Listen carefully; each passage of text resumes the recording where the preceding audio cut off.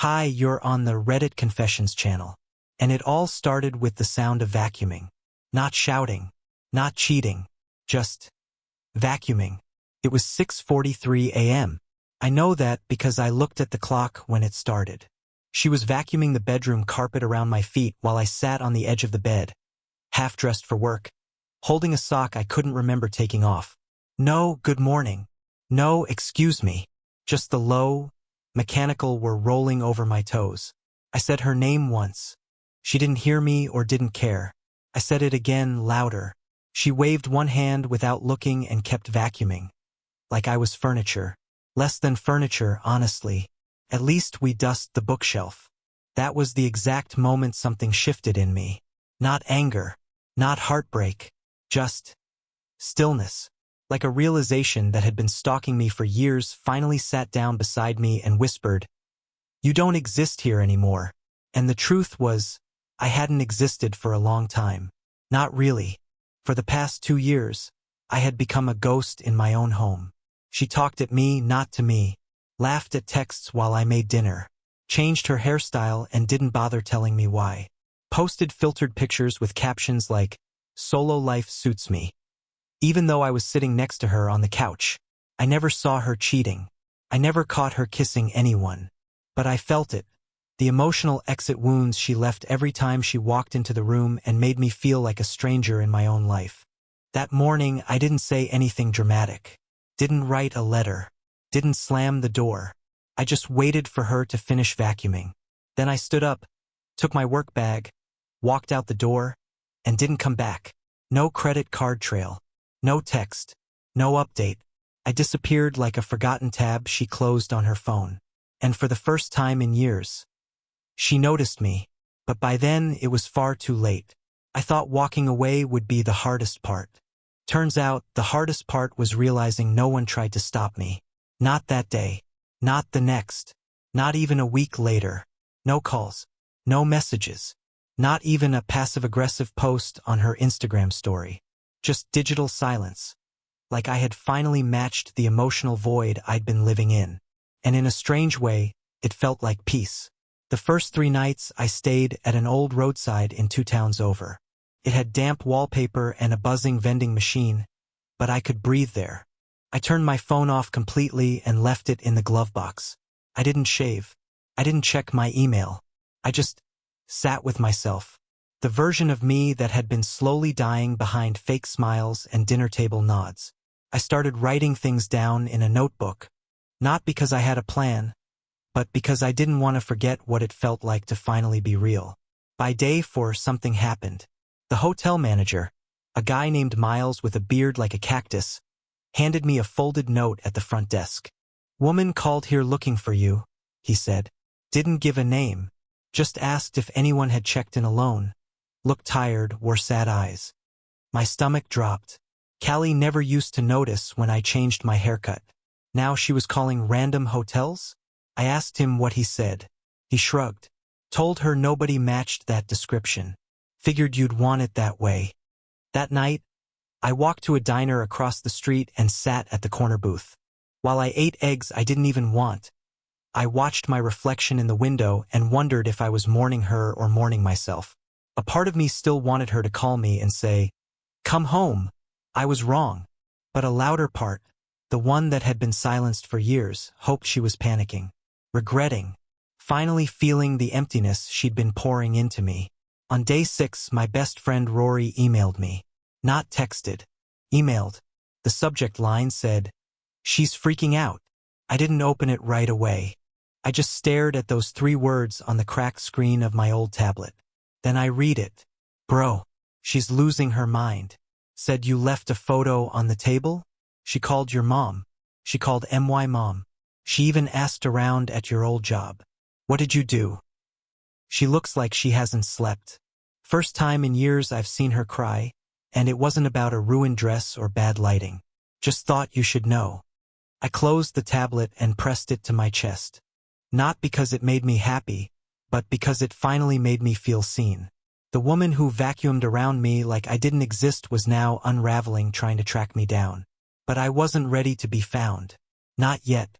I wanted her to sit with the weight of everything she ignored. That night, I pulled out the folded photo I had left behind on our kitchen table. The one of us laughing at a lake, from a trip she used to call boring. I flipped it over in my hand and reread the sentence I had written. You'll look for me when silence becomes louder than my presence. It wasn't just a message. It was a prophecy. It's strange how a place can look the same but feel completely foreign. On the 8th day of my silence, I returned to the neighborhood in disguise. Not for revenge, not to go back, but to confirm that I really existed there once. I parked 3 streets away, wore a hoodie low over my face, and walked past the house we used to call ours. There was a package on the porch. Lights on in the living room. Her silhouette moved past the window with hurried, jittery energy. It was her. Still there. Still living in the space I vanished from, as if trying to erase the hole I left by keeping everything moving. But I saw it. The hesitation in her step, the way she paused at the front door like she was waiting to hear a knock that wouldn't come. She looked smaller. Not physically, but somehow less towering. Less untouchable. Her power, it seemed, had always relied on my presence. My silence, my loyalty, my ability to stay. Without it, she was just pacing shadows in an empty room. I didn't stay long. I didn't need to. Just seeing her like that told me everything I needed to know. The version of her who rolled her eyes at my questions, who once said, "You're too sensitive to survive in this world," was beginning to crumble under the weight of her own neglect. And I wasn't going to rescue her from that. Not this time. Later that night, I received a voicemail from a number I didn't recognize. The message was short, shaky. Lowell, if you hear this, just please let me know you're okay. I don't care where you are. Just tell me you're alive. Please. She sounded like a stranger reading someone else's script. There was no control in her voice. No sarcasm, no detachment, only fear. And I hated that part of me softened at the sound of it. That after everything, after being ignored, sidelined, dismissed, I still cared that she was hurting. I wanted to shout at the sky for wiring me this way, for making me the kind of man who'd disappear to save his soul but still cry over the pieces he left behind. I didn't respond. Not because I was playing games, but because I knew if I let even a crack form in the wall I built, she'd pull me right back in with guilt, with tears, with a few soft-spoken regrets rehearsed just well enough to sound sincere. And I'd believe them. I always did. So instead, I did what she never did for me. I protected myself. By the 10th day, I stopped waking up in panic. At first, my body kept expecting the sound of her heels pacing across the hardwood floor, her voice rehearsing corporate emails out loud while I quietly stirred instant oatmeal in the kitchen. Now, it was just the soft hum of motel AC and the occasional truck passing outside my window. Silence had become not just comforting but sacred. It gave me clarity, something I hadn't had in years. But the past wasn't done with me yet. On the 12th day, I received a package at the mailbox service I had set up months ago under a different name. No return address, just my name written in her unmistakable handwriting. I almost didn't open it. My hands shook as I sat in the car staring at the plain brown envelope. I wanted to believe it was a peace offering. A letter, maybe. A confession. Some kind of closure. It wasn't. Inside were copies of receipts, fancy hotel bookings, private rides, charges at restaurants in cities she told me she never visited. All dated during the time we were still living together. Tucked between them was a note, hastily scrawled on the back of an appointment card. I thought if I destroyed the evidence, I could destroy the guilt. But now all I feel is the absence of someone who saw me even when I made it impossible. I'm sorry. No, dear Lowell. No explanation. No details. Just the bare minimum, delivered late and too thin to stand on. And still, I held that note for an hour like it was a relic from some ancient life. The part of me that always wanted answers crumbled right there in the parking lot of a gas station. I drove for hours after that. No destination, just motion. Somewhere outside Maple Grove, I pulled into a diner with flickering neon lights and ordered coffee I didn't drink. I sat in the back corner and stared at the wall, feeling the weight of every quiet dinner, every dismissed worry, Every night I laid awake beside someone who had already left me in every way except physically. She had lied. Not just about where she went or who she was with, but about loving me. That was the worst lie. The one I held on to like a life raft while I sank. I didn't need her to say she missed me. I needed her to realize she broke something so soft it couldn't be rebuilt with words. And judging by the second voicemail that night, the one where she sobbed my name and begged me to come home, I think she finally understood what it means to be left in silence. By day 15, the loneliness changed shape. It was no longer a heavy silence pressing down on me. It had become something sharper, quieter, yes, but also louder in its own cruel way. The kind of silence that forces you to hear your own thoughts in full volume. No distractions. No background noise. Just the weight of memory. And memory doesn't whisper. It shouts. I kept thinking about the day I caught her watching herself in the mirror, adjusting her blouse, tilting her head like she was posing for someone else. Not me. She didn't know I was behind the door. And when her phone lit up and she smiled, really smiled, I realized I hadn't seen that expression directed at me in months, maybe years. I never asked who it was. I didn't want the lie. I already had the truth. But now, as I sat in a rundown cabin near a lake no one swam in anymore, I wondered if she looked at her reflection the same way. Did she still like what she saw, knowing what it cost? Or was the house too quiet now, the shadows too long? I found an old TV in the corner of the cabin with just one working channel, a local news loop, mostly crime reports and storm warnings. But that night, there was something different. A missing person's photo flashed on screen for half a second before I even realized it was me. A younger version, sure, smiling, unaware, but unmistakably me. The caption read, Lowell H. Age 34, last seen 3 weeks ago. Wife expresses concern. Says, I just want him safe. I don't care where. Just safe. I stared at my own face for what felt like hours. The version of me before the walls closed in. Before I vanished. I wondered how many people saw that photo and thought, another man who gave up. But they didn't know I didn't give up. I got out. And now she was chasing a ghost. A version of me she never really knew. Not because I hid from her, but because she never looked long enough to see past her own reflection. She thought I was weak. But here I was, watching her collapse under the weight of my absence, while I rebuilt myself in silence. I didn't want her to hurt. I didn't.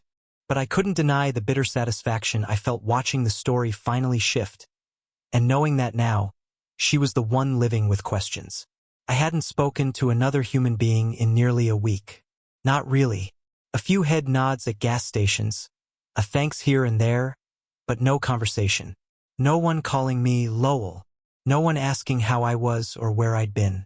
And I liked it that way until someone said my name in a place they shouldn't have known it. I was at a hardware store in a nowhere town buying a new lockbox for my cash and notebooks. The clerk was an older woman with deep-set eyes and a wedding ring so worn it looked more like a scar. As I handed her the cash, she looked at me too long and said, You're the one that woman keeps asking about, aren't you? Disappeared husband. Left behind a photograph and a note? My spine stiffened. I didn't answer, just stared at the counter. She didn't push. She only handed me my change and added, She came through here 2 days ago. Asked if anyone had seen a quiet man. Seemed desperate, like she was chasing a ghost she used to ignore. I didn't remember walking back to my car. I just found myself gripping the steering wheel with white knuckles. Heart pounding so hard it felt like it would bruise my ribs. She was getting closer. Not just emotionally unraveling, but physically tracking my steps. Small towns talk, and I'd left more breadcrumbs than I thought. The strange thing was, part of me wanted her to find me. Not to hold me, not to take me back, but so I could finally look her in the eye and see if there was anything behind that panic other than guilt. Did she miss me, or just the comfort of having someone beneath her? Did she want me, or the version of me who stayed silent while she erased pieces of my identity one compromise at a time? That night, I checked the voicemail she left 2 days earlier. Her voice cracked halfway through. I walked through your old high school today. I don't know why. I feel like if I go back far enough, maybe I'll remember how to deserve you.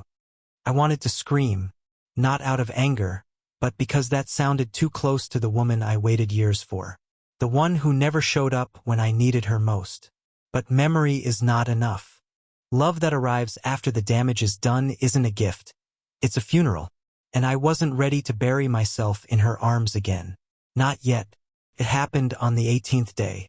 I had just settled into a small roadside library, one of those places no one visits anymore except for people trying to disappear or remember how to.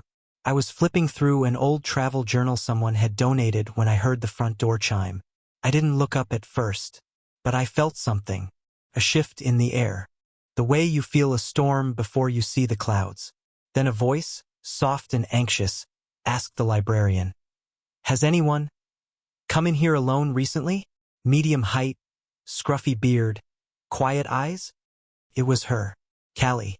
She was standing not 15 feet from me, on the other side of a bookshelf, asking about the man who used to bring her tea without being asked. And I froze, not out of fear, but because the man she described no longer existed. I wasn't quiet anymore.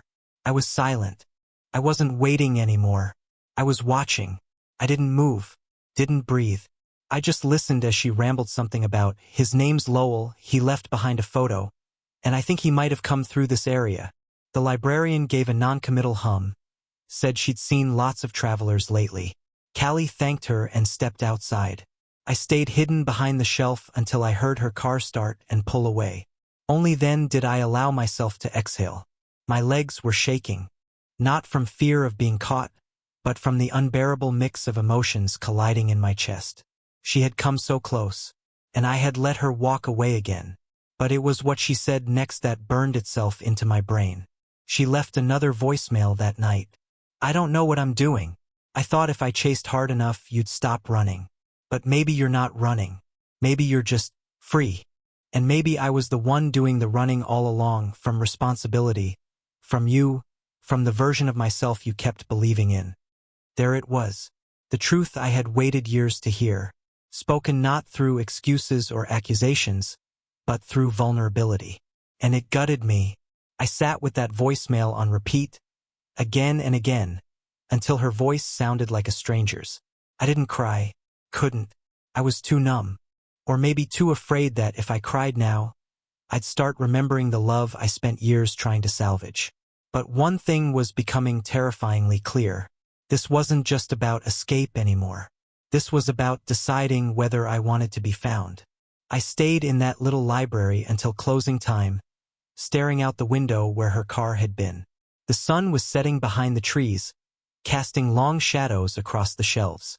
And I realized something that had never occurred to me before. She had finally seen me. Not through a text, not in a passing glance, but fully. She was no longer chasing the version of me she thought she owned. She was searching for the man she'd lost. The one she ignored for too long. The one she might not get back.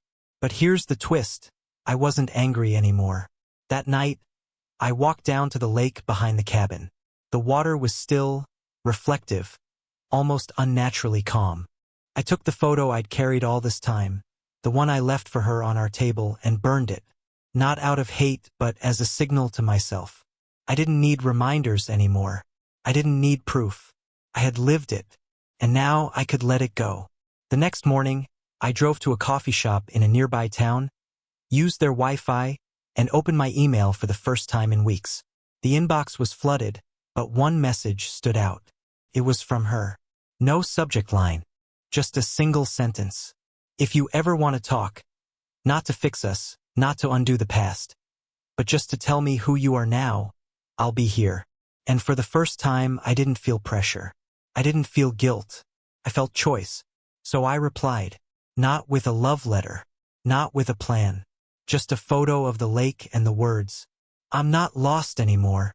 Maybe we'll talk again someday. Maybe we won't. But either way, I've reclaimed something more valuable than closure. I've reclaimed myself." Thank you for listening to my story. You've been watching Reddit Confessions. If this story moved you, tell us in the comments.